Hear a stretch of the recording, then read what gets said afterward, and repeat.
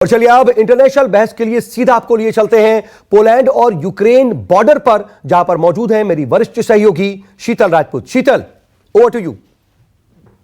जी बिल्कुल सऊद, इस वक्त मैं पोलैंड और यूक्रेन के बॉर्डर पर, सीमा पर मौजूद हूं और जैसा कि हम देख रहे हैं कि 22 दिन हो चुके हैं इस युद्ध को होते हुए, लेकिन अभी तक इसके थमने के आसार जो है वो नजर नहीं आ रहे हैं। बहुत सारी डेवलपमेंट्स इस बीच में, हम थोड़ी देर पहले तस्वीर भी दिखा रहे थे जो हमने दिखाया कि थिएटर पे जहां जिसमें लोगों ने शरण ली हुई थी और वो उस थिएटर को बॉम्ब किया गया। हालांकि बाद में अथॉरिटीज ने कहा है कि उसके अंदर जितने भी लोग थे उनको वो मतलब कोई जान का नुकसान नहीं हुआ है, ये एक राहत की बात है, ऐसा अथॉरिटीज ने कहा। मैं अपने मेहमानों के पास चलती हूँ। हमारे साथ इस वक्त नेहा पंत जुड़ी हुई है कैलिफोर्निया से, और साथ ही हमारे साथ रक्षा विशेषज्ञ यूके देवनाथ भी जुड़ गए हैं।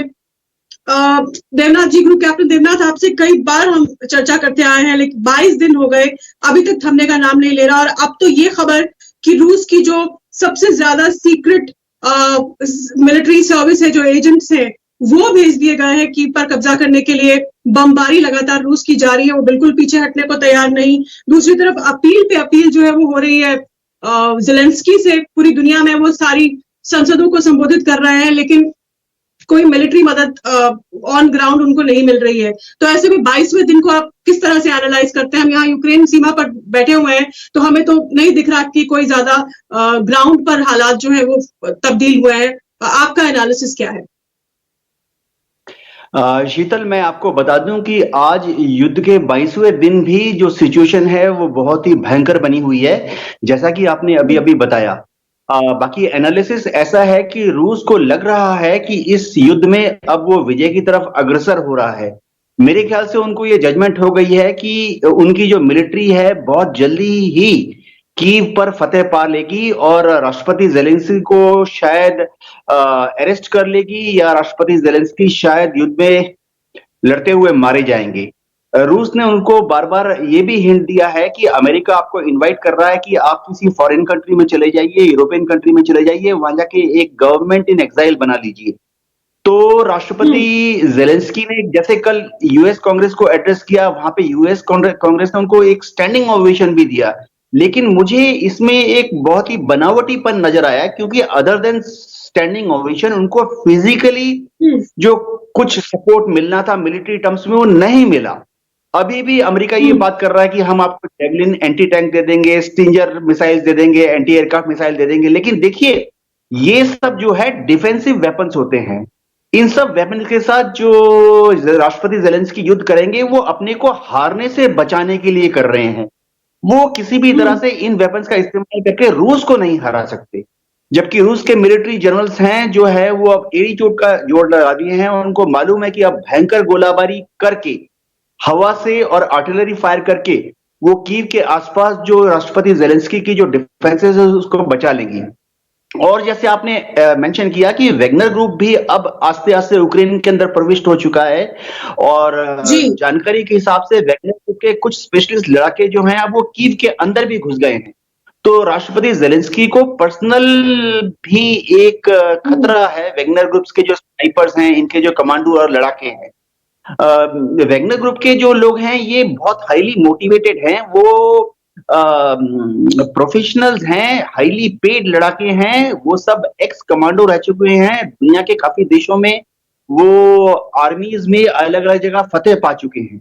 तो मुझे लगता है कि अब शायद क्रेमलिन ये कोशिश कर रहा है कि लास्ट पुश 3 या 4 दिन का, और उसके बाद राष्ट्रपति ज़ेलेंस्की खत्म। जी।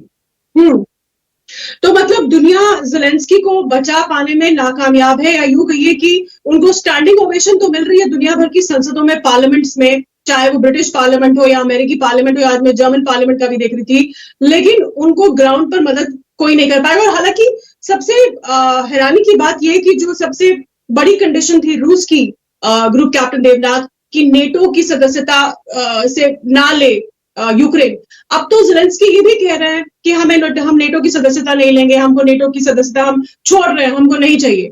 तो फिर अब रूस की मंशा क्या है? क्या ये अब वॉर ऑफ ईगोज हो गई है, या जैसे आज हमने देखा कि जो बाइडेन ने पुतिन को वॉर क्रिमिनल कह दिया, जिसका काफी कड़ा विरोध जो हुआ वो मॉस्को से आया, काफी गुस्सा मॉस्को से, गुस्से भरे रिएक्शंस मॉस्को से आए, यानी रूस से आए, जो बाइडेन ने पुतिन को वॉर क्रिमिनल कह दिया। तो क्या अब ये हम की लड़ाई हो गई है पश्चिम और पुतिन के बीच में? क्योंकि ज़ेलेंस्की तो कह चुके हैं कि अब हमें नेटो की सदस्यता नहीं चाहिए, हम नहीं लेंगे, उस पर हम इंसिस्ट नहीं करेंगे। शीतल जी, मैं राजनयिक पॉइंट ऑफ, मैं थोड़ा मिलिट्री पॉइंट ऑफ व्यू से डाइग्रेस करके राजनीतिक पॉइंट ऑफ व्यू से जाऊंगा।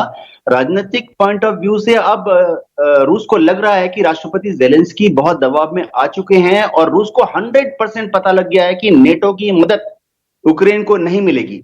इसीलिए रूस अपनी जो दूसरी मांगे हैं उनको भी अब जोर डाल रहा है। रूस बोल रहा है कि आप डोनेट्स्क का जो इलाका है, लुहांस्क का इलाका है, उसको आप छोड़ दीजिए और उनको इंडिपेंडेंट मान दीजिए, और आप जो क्राइमिया का एरिया है उसको भी आप इंडिपेंडेंट मान लीजिए। आप ये भी मान लीजिए कि आप अब रूस के शरण में आ गए हैं।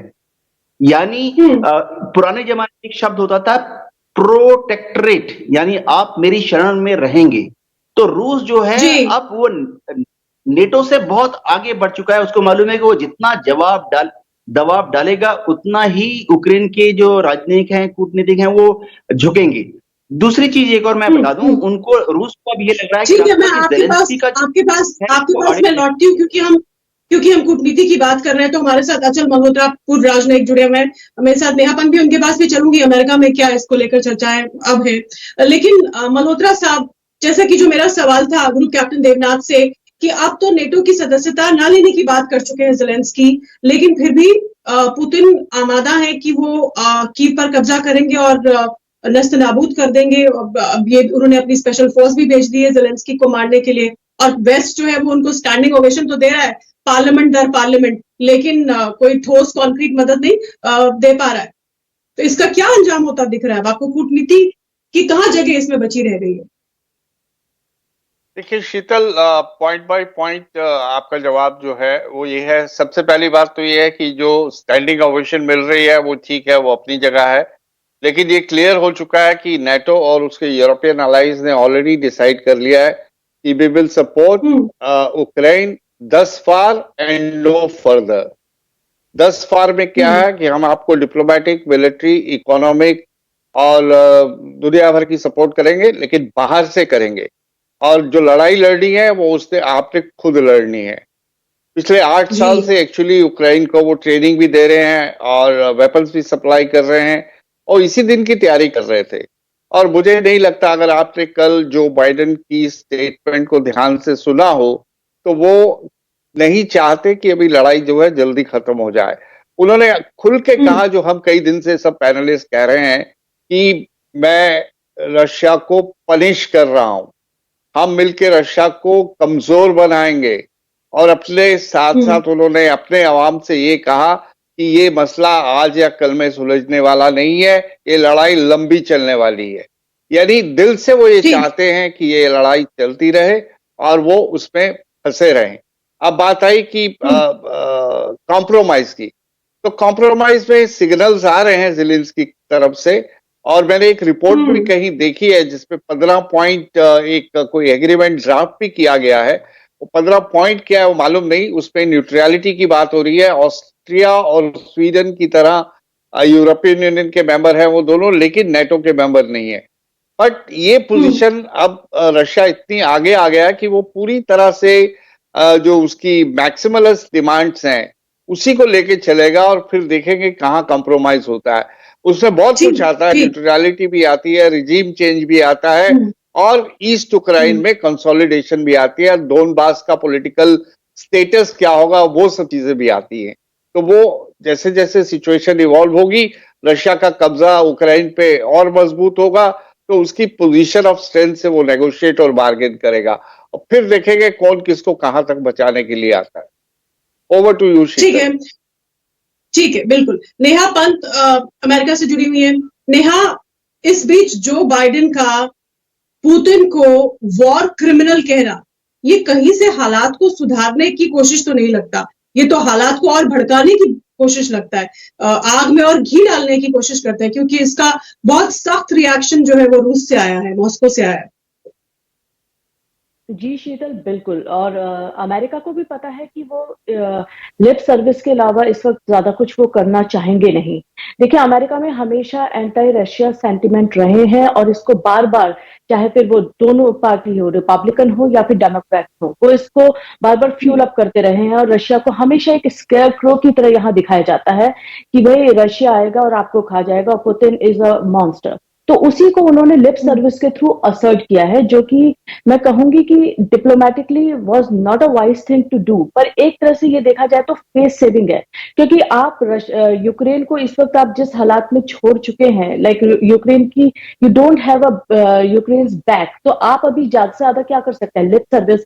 क्योंकि हालांकि वो उन्होंने कह तो दिया है, और एक कहावत है ना कि समटाइम्स वर्ड्स कैन हर्ट मोर। तो डेफिनेटली ये रशिया की तरफ से अब जो इसका रिप्लाई आएगा, तो अमेरिका को भी वो उसी कैटेगरी में रखेगा कि अगर आप हमें वॉर क्रिमिनल कह रहे हैं तो आप क्या हैं। और डेफिनेटली रशिया की तरफ से अभी जिस तरीके का इनिशिएशन लिया गया है, तो अमेरिका भी देख रहा है कि जो जितने भी उसके एलाइज है और जो कंट्रीज हमेशा से अमेरिका के पाले में रहती थी, वो धीरे धीरे छिटक रही है। वर्ल्ड इज डिवाइडेड, और अब ये मल्टीलैटरल वर्ल्ड बन चुका है, इसका अमेरिका को एहसास है। लेकिन क्योंकि अमेरिका में ऑलरेडी एंटी पुतिन सेंटिमेंट्स बहुत स्ट्रांग है, एंटी पुतिन मैं कह रही हूँ बार बार, एंटी रशिया सेंटिमेंट्स को हमेशा बढ़ावा दिया गया है, तो बाइडेन को लग रहा है कि वो ये वॉर क्रिमिनल वर्ड कहकर आराम से निकल जाएंगे और उनको एज सच कोई प्रॉब्लम नहीं होगी। लेकिन डिप्लोमेटिकली हाँ, ये उन्हें हर्ट जरूर करेगा। बिल्कुल हर्ट करेगा, कर रहा है। रूस ने बहुत कड़ी प्रतिक्रिया दी है इस पर। ग्रुप कैप्टन देवनाथ, इस सब के बीच में ज़ेलेंस्की का क्या होगा? वो तो ना इधर के रहे ना उधर के रहे। हाँ, मेरे ख्याल से मेरी उनके साथ बड़ी सहानुभूति है। देखिए, उनको अमेरिका ने और वेस्टर्न यूरोप ने काफी भरोसा दिलाया था कि आप आगे बढ़िए, आप रूस से युद्ध कीजिए और हम आपके साथ हैं। तो शायद उन्होंने अपने कम पॉलिटिकल एक्सपीरियंस के होते हुए उन्होंने इसका माने ये निकाला कि शायद अमेरिका और वेस्टर्न यूरोप जो है वो as a NATO force militarily उनकी मदद के लिए आएंगे। जबकि मेरे ख्याल से अब हाइंडसाइट मुझे भी ये लग रहा है कि अमेरिका और वेस्टर्न यूरोप सिर्फ इतना ही बोल रहे थे कि आप यूएस रशिया से युद्ध कीजिए, हम आपके साथ आपको मोरल सपोर्ट देंगे, इकोनॉमिक फाइनेंशियल सपोर्ट देंगे, आपको छोटे मोटे हथियार की सप्लाई देंगे, आपको इंटेलिजेंस मुहैया कराएंगे। तो इससे राष्ट्रपति ज़ेलेंस्की की जो जजमेंट थी, मेरे ख्याल से उनके जो पॉलिटिकल और मिलिट्री एडवाइजर्स थे वो भी इस चीज को नहीं भांप पाए कि अमेरिका और NATO countries as a military force उनकी मदद के लिए नहीं आएंगे। रही बात, देखिए, राष्ट्रपति पुतिन को उन्होंने बोल दिया हम उनको वॉर क्रिमिनल के हिसाब से ट्रीट करेंगे। आज भी इंटरनेशनल कोर्ट ऑफ जस्टिस में जो पूरा मामला चला है वो रूस के अगेंस्ट गया है। शीतल जी, देखिए, इससे कुछ नहीं फर्क पड़ता। अगर कोई राष्ट्रपति पुतिन को वॉर क्रिमिनल डिक्लेयर भी कर देता है तो दो चार चीजें बहुत जरूरी हैं। नंबर एक, किसी एक पॉलिटिकल, मिलिट्री या पुलिस फोर्स को राष्ट्रपति पुतिन को फिजिकली पकड़कर कटघरे में एक कोर्ट में खड़ा करना पड़ेगा। क्या ये संभव है? नहीं है संभव। ये पूरा मामला बड़ा काफी लाफेबल है, हास्यास्पद है। तो दूसरी चीज, राष्ट्रपति पुतिन रूस के राष्ट्रपति हैं, ऐसे भी इंटरनेशनल प्रोटोकॉल के हिसाब से कोई भी कंट्री दूसरे कंट्री के हेड को अरेस्ट नहीं कर सकता। जैसे मेरे साथ अंचल जी हैं, हम किस शत्रु देश के एम्बेसडर को या शत्रु देश के जो राजनीतिक हैं उनको भी नहीं अरेस्ट कर सकते। तो शत्रु देश के राष्ट्रपति या अंतर्राष्ट्रीय स्तर पर फॉर्मेलिटीज है जो दुनिया जो है वो अपनी करने की कोशिश कर रही है। मल्होत्रा साहब, इस सब के बीच में, अचल मल्होत्रा, मैं यहाँ यूक्रेन बॉर्डर पर बैठी हुई हूँ, न्यूज़ 24 हम लगातार यहाँ से कवरेज कई दिन से कर रहे हैं।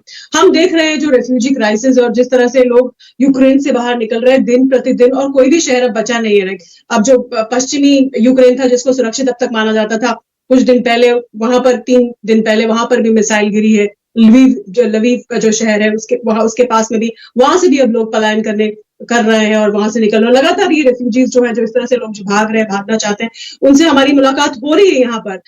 लेकिन इस सब के बीच में चीन किसी तरह की भूमिका निभा सकता है? क्योंकि अमेरिका के प्रतिनिधि और चीन के प्रतिनिधि 2 रोज पहले रोम में मिले और चीन मिलिट्री हथियार रूस को सप्लाई कर रहा है या रूस ने मदद मांगी, इसको लेकर भी काफी चर्चा और कंट्रोवर्सी हुई वेस्ट में। और उसके बाद चीन के प्रतिनिधि और अमेरिका के प्रतिनिधि मिले रोम में। तो क्या चीन को किसी तरह की भूमिका इसमें दिखाई दे रही है आपको, चीन की इस मामले को रिजॉल्व करने में या रूस को समझाने में? मतलब आप कैसे पढ़ते हैं एक डिप्लोमेट के तौर पर? देखिए शीतल जी, एक ब्रॉड इम्प्रेशन जो है, ग्लोबल इम्प्रेशन ये है कि इस समय चाइना का थोड़ा रशिया के साथ लीवरेज है। तो अगर चाइना के साथ तो ट्रस्ट डेफिसिट वाली बात भी नहीं है, क्योंकि नाटो में से कोई भी अगर आगे बढ़ के इसमें इंटरविन करता है या मीडिएट करने की कोशिश करता है, जैसे कि फ्रांस हो गया या जर्मनी हो गया, तो थोड़ा सा बायस है। तो पुतिन के पॉइंट ऑफ व्यू से या रशिया के पॉइंट ऑफ व्यू से जो नेटो की तरफ इंक्लाइंड है या नेटो के मेंबर्स हैं, तो उनका बायस लेके ही आएंगे वो नेगोशिएशन की टेबल पे। चाइना को इस मामले में ये देखा जा सकता है कि वो थोड़ा सा रशिया के साथ थोड़ा उसके संबंध ऐसे हैं कि वो उसे इन्फ्लुएंस कर सकता है। ऐसे तो देखा जाए तो इंडिया भी सेम पोजीशन में है, लेकिन क्या चाइना करना चाहेगा? मुझे नहीं लगता कि चाइना ने ऑलमोस्ट वही पोजीशन ली है, उसका स्टांस ऑलमोस्ट वही है जो इंडिया का स्टांस है। वो इस समय रशिया को ना तो कंडेम करने की मूड में है, ना उसके क्रिटिसिज्म का पार्टी बनना चाहता है, और ना ही वो इस पचड़े में पड़ना चाहता है कि किसी तरह की रशिया को इन्फ्लुएंस करने की कोशिश करे। वो चाहता है कि जो रशिया अपने ऑब्जेक्टिव्स लेके आया है, जहां तक वो लेके जा सकता है उससे जाए, और वो इस मामले में अगर ओपनली सपोर्ट नहीं करेगा तो उसको विजिबली अपोज भी नहीं करेगा। तो चाइना से ये उम्मीद रखना कि वो इन्फ्लुएंस करेगा। और सबसे बड़ी बात है कि रशिया इस समय इतने कदम आगे बढ़ा चुका है कि मुझे नहीं लगता वो किसी के इन्फ्लुएंस में आने वाला है जब तक उसका ऑब्जेक्टिव पूरे नहीं हो जाते या पार्शियली पूरे नहीं हो जाते, या कोई ऐसा कॉम्प्रोमाइज नहीं आ जाता जिससे वो यहाँ से मतलब ऐसा लगे कि अपनी जीत के साथ वो बाहर निकला यहाँ से, क्योंकि ऐसा मौका उसे फिर दोबारा नहीं मिलने वाला है। ठीक है। नेहा, अमेरिका में अब नेहा पंत अमेरिका से बात जुड़ी है। नेहा, अमेरिका में अब हमने वो जो बाइडेन का तो बयान सुना हालिया जिसमें उन्होंने पुतिन को वॉर क्रिमिनल कहा, लेकिन अमेरिका में जो डिप्लोमेटिक स्तर पर या बुद्धिजीवी स्तर पर या वहां पर किस तरह की थिंक टैंक जो है वो इस मामले को कैसे आगे बढ़ता हुआ देख रहा है? कैसी चर्चा वहां पर हो रही है? क्या जितनी भूमिका अब तक अमेरिका ने निभाई है उससे आगे की निभाएगा, या वो दूर से बैठ के तमाशा ही देखता रहेगा और इसी में उसको अपना फायदा दिख रहा है? देखिए, इस वक्त अमेरिका में ये कॉन्सेप्ट बहुत साफ है, चाहे वो थिंक टैंक हो, चाहे वो अमेरिकी एडमिनिस्ट्रेशन हो, चाहे वो पब्लिक हो, कि हमें वॉर में नहीं कूदना। ये हमारा मसला नहीं है, because it's not directly affecting us. ये कॉन्सेप्ट बहुत क्लियर है, क्योंकि देखिए ना तो ये उनके हमारे व्यापारिक हितों पे असर करेगा, ना ये आपके डिप्लोमेटिक और स्ट्रेटेजिक हितों पे असर करेगा। तो इस वक्त अमेरिका अपनी सेफ डिस्टेंस मेंटेन किए हुए है। और ऐसे में नेहा मुझे हंसी आती है, ऐसे में नेहा मुझे हंसी आती है वो तस्वीर देख के जो मैं देख रही थी। अमेरिकी कांग्रेस को जब संबोधित कर रहे थे ज़ेलेंस्की, कल की बात है, तो सबके सब उठकर खड़े हो गए सांसद और ताली बजाने लगे, और ज़ेलेंस्की वीडियो कॉन्फ्रेंसिंग से जुड़े हुए थे तो उनके चेहरे पे वो बेचारगी दिखाई दे रही थी। तो अफसोस भी हो रहा था और हंसी भी आ रही थी कि सारी की सारी जो कांग्रेस है वो उठकर खड़ी होकर तालियां बजा रही है ज़ेलेंस्की के लिए कि भैया तुम शहीद हो जाओ, हम तुम्हारे लिए ताली बजा रहे हैं। और बेचारा ज़ेलेंस्की वहां से अपना वीडियो कॉन्फ्रेंसिंग के जरिए शुक्रिया। तो बहुत ही अजीब हम जैसे आपके जैसे हम आपके पिछले डिस्कशन में भी कह रहे थे कि ये सब वर्च्यू सिग्नलिंग ही चलेगी। हमने पहले ही जब आपका सबसे पहला हमारा ये डिस्कशन स्टार्ट हुआ था तो उसी वक्त मैंने आपसे ये कहा था कि ये अमेरिका वॉर में नहीं जाने वाला, और देखिए वो वॉर में नहीं गया, और जहां तक अभी जो हालात हैं वो वॉर में नहीं जाएगा, क्योंकि उसका कुछ भी अभी इस मामले में स्टेक पे नहीं है। देखिए, अगर चाइना की कंडीशन वो बनती है तो शायद एक बार के लिए हम ये मान सकते हैं कि it could go to full and war, क्योंकि बहुत कुछ स्टेक पे आ जाएगा। लेकिन यहाँ अभी डायरेक्टली कुछ स्टेक पे नहीं है। पब्लिक में आप वही है ना, एक कॉन्सेप्ट जैसे हम इंडिया में भी कहते हैं कड़ी निंदा कर दी, और इसको एक सरकाजम के तौर पे लिया जाता है। तो यहाँ पर यही चल रहा है कि आप कड़ी निंदा कीजिए, आप वर्च्यू सिग्नलिंग कीजिए, आप तालियां बजा दीजिए। तो ये फुल ऑन थिएट्रिक चल रहा है, ये हमने अपने पिछले डिस्कशन में भी कहा था और ये आगे भी यही चलेगा। जहां तक है, देखिए हर कोई चाहता है कि वॉर एंड हो जाए, स्पेशली जो यूरोप का बहुत कुछ स्टेक पे है, तो वो यूरोपियन एलाइज जो है वो अमेरिका पे भी प्रेशर डाल रहे हैं कि भैया आप कैसे भी करके आप खत्म कीजिए। लेकिन अब अमेरिका का ना इसमें कुछ से रह नहीं गया है, मोर और लेस। ज्यादा से ज्यादा आप क्या कर सकते हैं, पुतिन को आप वॉर क्रिमिनल कह दीजिए, और आपके पैनलिस्ट ने ऑलरेडी कह दिया कि it's just laughable because you can not do anything apart from it is just laughable. और ग्रुप कैप्टन देवनाथ, ये बड़ी विडंबना की स्थिति लगती है कि ज़ेलेंस्की, व्लादिमीर ज़ेलेंस्की जो कि एक स्टैंड अप कॉमेडियन रहे हैं और उनका पेशा रहा है, कॉमेडी करते थे और ताली बजती थी, और अब वही उनके साथ उनके राजनीतिक जीवन में हो रहा है। लेकिन इस वक्त उनकी स्थिति बहुत खराब है, बहुत ही पस्त हालत है उनकी। और इस सब के बीच में मैं इंटरेस्टिंग बात ये बताना चाहती हूँ कि आज ही खबर आई कि पोलैंड की एयर स्पेस को प्रोटेक्ट करने के लिए, क्योंकि आप वायुसेना से जुड़े रहे तो आप इसमें ज्यादा रोशनी डाल पाएंगे, पोलैंड जो कि बिल्कुल पड़ोसी है यूक्रेन का और जहां सबसे ज्यादा रिफ्यूजी आए हैं यूक्रेन से और आ रहे हैं लगातार, वहां से इस पोलैंड की तरफ जा रहे हैं, तो पोलैंड की एयर स्पेस को और सुरक्षा देने के लिए इंग्लैंड ने उनको एयर डिफेंस सिस्टम जो है वो और रीइंफोर्स करने का आज ही की खबर है ये। तो क्या मतलब कहीं यूरोपियन देशों में और नेटो देशों में ये भी आशंका है कि पोलैंड भी रूस के उस पे टारगेट पे आ सकता है, या यूरोपीय देश या नेटो देश? हाँ शीतल जी, आपने बहुत सही सवाल उठाया है। मैं दर्शकों को आपके माध्यम से ये बताना चाहता हूं कि राष्ट्रपति पुतिन जो हैं अपने पॉलिटिकल और मिलिट्री एम में एब्सोल्युटली क्लियर हैं।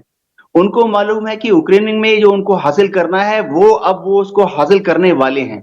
इसीलिए गलती से भी राष्ट्रपति पुतिन या उन क्रेमलिन में जो उनके मिलिट्री लीडरशिप बैठी हुई, गलती से भी वो एक छोटी सी गोली भी पोलैंड के तरफ फायर नहीं करेंगे, गलती से भी नहीं फायर करेंगे, क्योंकि वो अब नेटो कंट्रीज को कोई बहाना नहीं देना चाहते कि नेटो कंट्रीज जो है अपने यहाँ पर जो उनका चार्टर 5 है उसके हिसाब से वो सब संगठित होकर ये बोले कि ओहो पोलैंड के ऊपर हमला हो गया तो चलो पोलैंड को बचाते हैं, चलो यूक्रेन में रूस की फौजों के ऊपर हमला करते हैं।